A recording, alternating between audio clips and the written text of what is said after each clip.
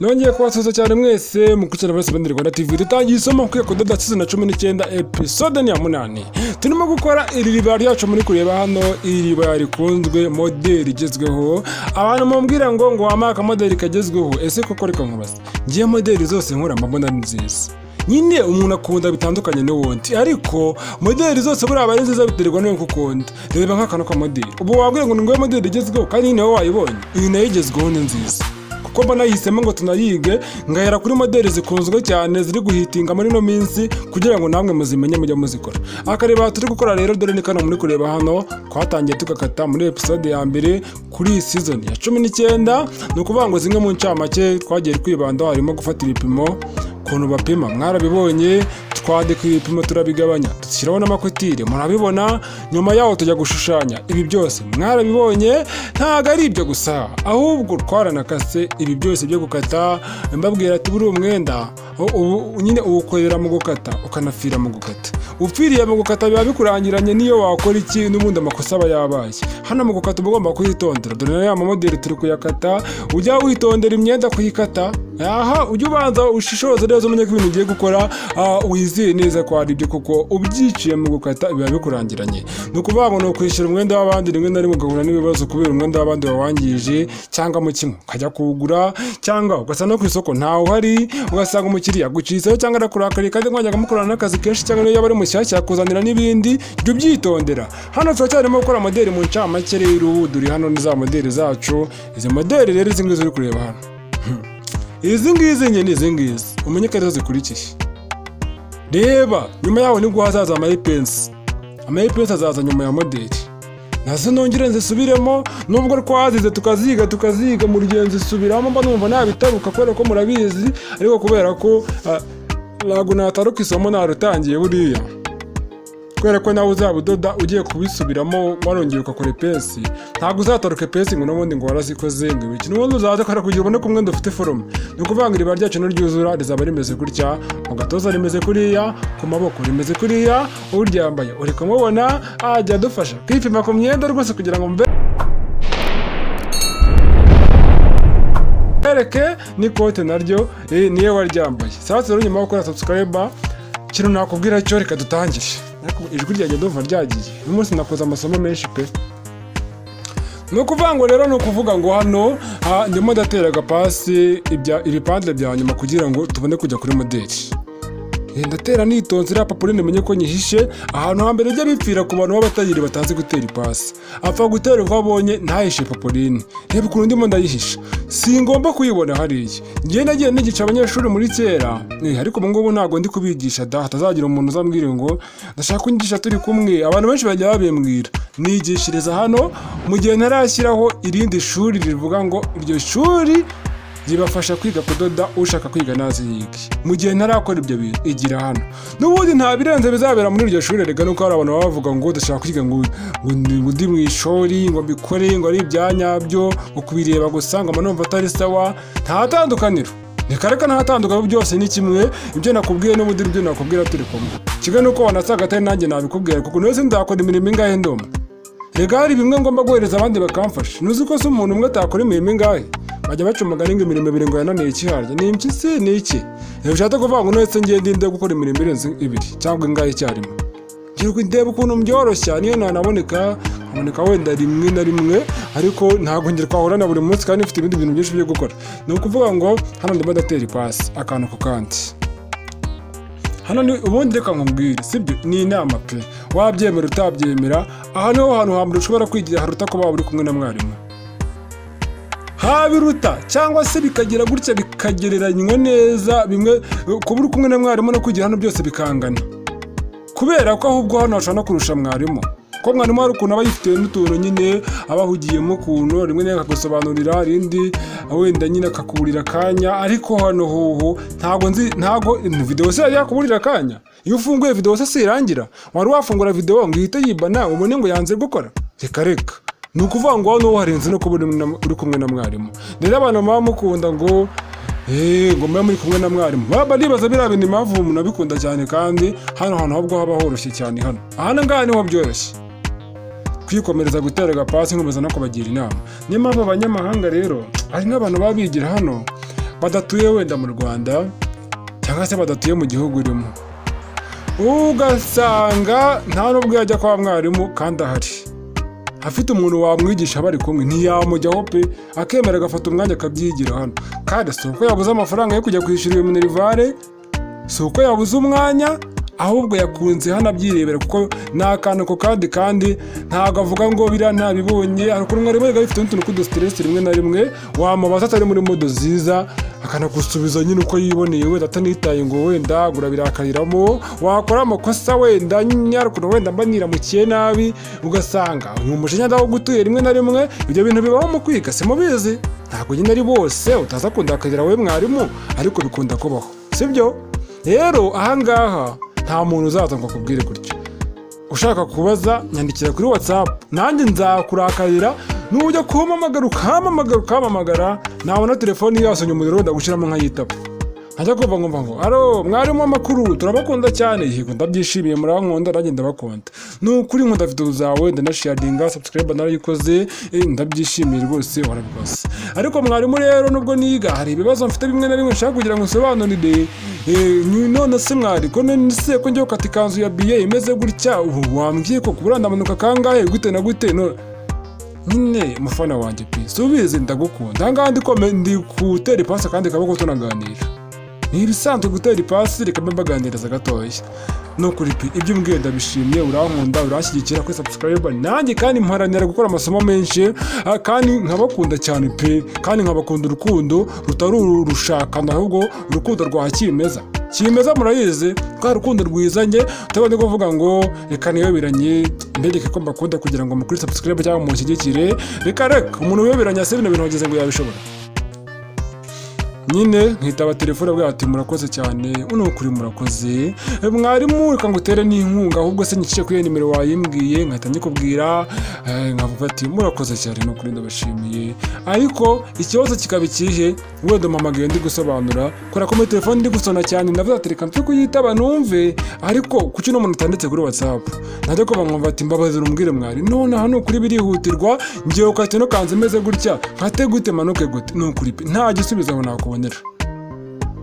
Ahubwo ikintu nahita nkubwira akubwira ati kuki utanditse kuri WhatsApp ngo utegereze nzagusubize koko aka kanya. Rero hari n'abantu mitambwira ati mwihangane ndi gusobanura, ntabwo byakunda ko nahita mbasobanura nonaha, ibyiza nyandikira kuri WhatsApp mbone nimero yawe, nimpuguka nkaza kubireba ndaza gusoma nkusubize, sibyo? Ugahita ugenda ukabura byumvishe, kandi ujya kumpamagara nimero wabonye ko yanditseho WhatsApp. Rero muri ufana ko abarimu reka tubar kwihangana, rimwe na rimwe ntabwo nyine wabwira umuntu nyine warakaye, ntabwo ari byiza. Buriya n'ukuntu bajya bavuga ati iyo umuntu ari umucuruzi, niyo haza umukiriya akagukubita rwose mubwira ati mukiriya mwiza, ubutaha muzagaruke rwose nta kibazo rwose, kandi mumbabarire. Niyo umukiriya yakora amakosa, wewe umucuruzi ugomba kumusaba imbabazi nk'ari we wayakoze. Niko bataga keya, utazabagira ngo umukiriya amakosa nayawe, ibyo bintu simbikunda n'undi munsi gasopo, ngayo baze kubwira umukiriya gutyo, ubuse yazagaruka. Nyine abari mu makosa rimwe na rimwe, ariko ntabwo yagaruka umubwiye nabi.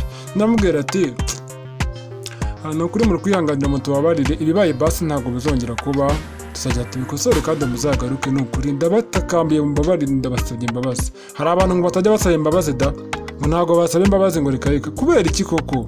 Urukundo kubana neza nibyo bya mbere, kandi hari igihe nyine uhura n'umuntu udashobotse, gerageza wowe ubushobotse kugira ngo muhuze. Mwese niba mudashobotse se biragenda gute? Dukomeza gutera ipasi hano rero, hanyuma ipasi igiye kurangira dukomeze moderi, umwanya w'ibiganiro ugiye kurangira. Rero abantu bajya mujya munyandikira kuri WhatsApp, nibyo byiza, nibyo nyine bitambangamira. Kubona kwitaba telefone simbikunda, reka umenye ko abatubuzi bateye, kandi iriya telefone ikunda kuba iri kwakira inkunga zanyu. Mwayibaza umutubuzi ambwiye ngo nyakubahwa, ko nari nguteye inkunga se nkibeshya akanayohereza koko, sibyo?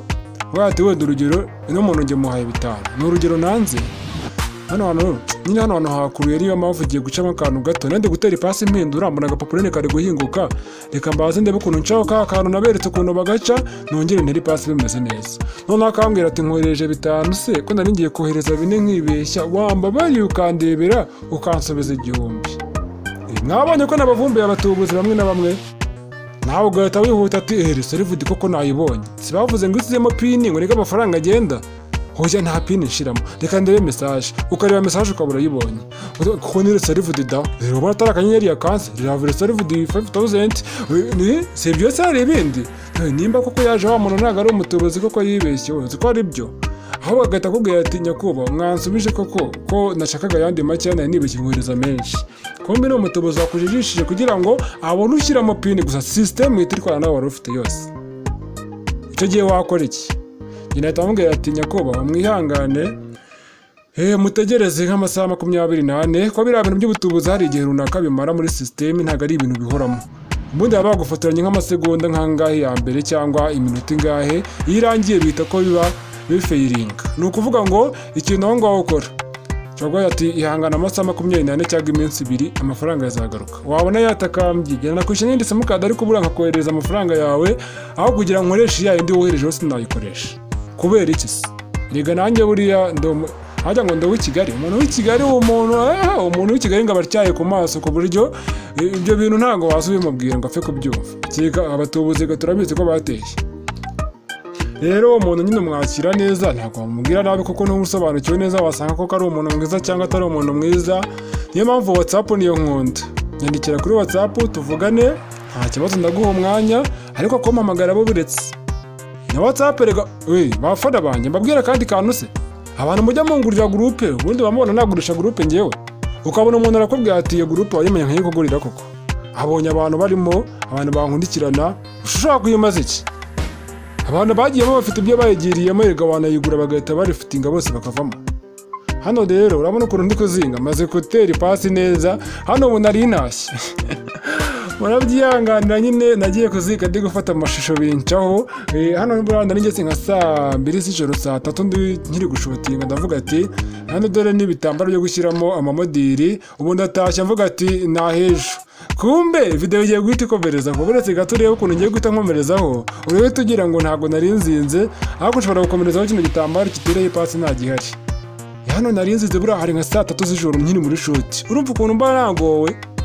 Ntabwo biba byoroshye, ni ukuvuga ngo noneho saze ngo reba undi munsi byonyine n'agashusho hari ukuntu gahita gatandukanamo, noneho ndongera ndazingwe. Hari umuntu uhita wibaza ngo nese no muntu bino bintu yari abizingiye iki kandi umuntu akiri gukomeza, ariko kuko uri umunyamirwe ko baduhuza ururimi nibura ndagusobanurira byumvishe, sibyo? Nakubwira ngo ntera inkunga reka njyewe ujye unshimira untera inkunga buriya nibyo mba nshaka. Kumbwira ngo murakoze gusa ntabwo bihagije, ahubwo nyine n'akantu k'inkunga reka niba utarabona ubushobozi ntacyo wenda mvugisha unshimire, ariko buriya niba ufite ubushobozi shimira ukoresheje akantu k'inkunga kugira ngo twige byinshi kurushaho. Hano ngiye gufata igitambaro kinini, twatangiye moderi ubu ngubu. Iki ni igitambaro kinini ngiye gufata ngashyiramo icyo bita moderi.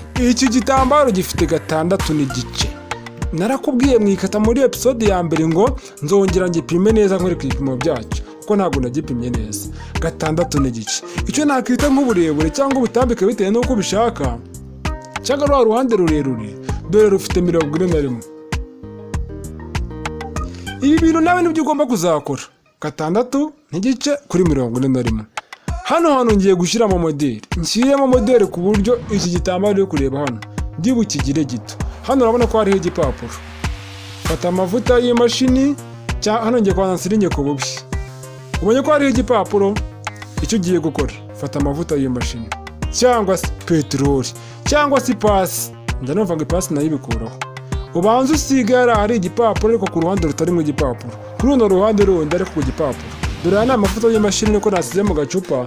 Narebye peteroli ndayibura sinzabona yibitse, mpita mfata amavuta y'imashini nyashyira mu gacupa makeya gatoboye kuko nabonye ninjye bakoresha kara kantu ukoresheje ko gacupa k'amavuta y'imashini biri butume amavuta atajyaho neza nkuko mbishaka. Kuramba nsigaho. Numara gusigaho usa n'uvuguta nk'umuntu uri kumesa. Ya mavuta namara gucengera mu gitenge nyine kimeze nk'icyatose, igipapuro cy'inyuma cyajya kikuraho cyomva. Yari peteroli kuri agihita kivaho. Nyine amavuta y'imashini yo umera nkaho usizeho amenshi ho gake. Ariko iyo aba ari peteroli gipfa guhumurirwa gusa peteroli ahari gihita kikuraho gihita kirekurana. Ntiwabonye? Wabibonye? Aya ni amavuta y'imashini nkoresheje. umunyamahirwe wumva ikinyarwanda rwose ibi bintu urabyumvisha. Ariko nyine wa wundi nyine wumva icyongereza gusa, igifaransa, igiswahili, yewe nyine babarire nta kundi. Nuretse ko bababwiraga mu ntera inkunga niyo ukuntu havugurira ijwi bye byandika hasi mu zindi ndimi z'abanyamahanga mukabyanga. Mu bwoko byanditse mu cyongereza se babikunda benshi. Naho hari igipapuro nacyo reka ngikure, kuko moderi ngiye gushyiramo ntabwo wayishyiramo hari igipapuro. Nta na moderi yego wemerewe gukora ahantu hari igipapuro. Igipapuro ni ku ruganda bagishyiraho, wowe igiye kudoda gikuraho. Wari umuntu wavuga ati ngiye nkoresheje iribaya ryanjye, biriya bipapuro ndi kugitagira uzabigumisha, bigomba kugumaho, ndabishaka. Urumva? Abantu bumvisha nivugisha nk'umukobwa mu byihanganire. Hari umuntu burana yaniganyije fe, hajya ninde ndaje mubabwire mu kanya. Nta gutinda ari imashini yacu ngiye gushyira mu cyo bita France.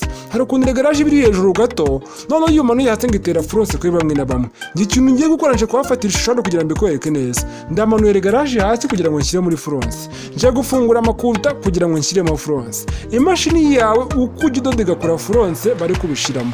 Waba ukora kuri regaraje, waba utayikoraho ukajya ku makuta gusa. Icyambere no kwiregera muri France. Nicyo kintu cyonyine nshaka. Nyuma yo kuregera muri France, none ngiye gushyiramo France hariya. Abantu bagize ubwoba ngo tugiye gutinda mu France ngo turabivamo. Hari aho ndi buze kugira ngo ataruka, ariko ngiye kubaza mbasobanurire France neza ku buryo ndi bujye gutaruka mwabyumvishe. Ni ukuvuga ngo season ya episode ya 9 dari giye gusobanura. Mwihangane rwose, ndabizi mwari mwiteguriye kureba kano kantu ngiye gukora, mbateye amatsiko gusa nyine ndabakunda. Bye bye. Ni Valence Moderi Rwanda TV. Reka tuzabonane muri season ya 19 episode ya 9 kwa Mungasoni. Iraje vuba kandi ikindi mumenye neza ko mwakoze subscribe. Ikindi kintu no kuvuga ngo nimero y'inkunga ngiye aho ngaho guteranya 2 kare 3 amasina ni Valence. Ku bindi bisobanuro unyandikiye kuri WhatsApp. Ikindi kintu nanivuze ngo nanivugishe nk'umukobwa cya gihe, hari umuntu yaniganyije wakundaga kubivuga nigishaga nyine mwumva nyine yavuze ko nyine babinjemo baze gende bahaye n'ubusobanuro atagiye umuntu usigara ni kunyibazaho. Nibyo ngibyo bajya muravuga ati buriya wasanga uriya muntu ari cy'abakobwa. Reka. Bye bye.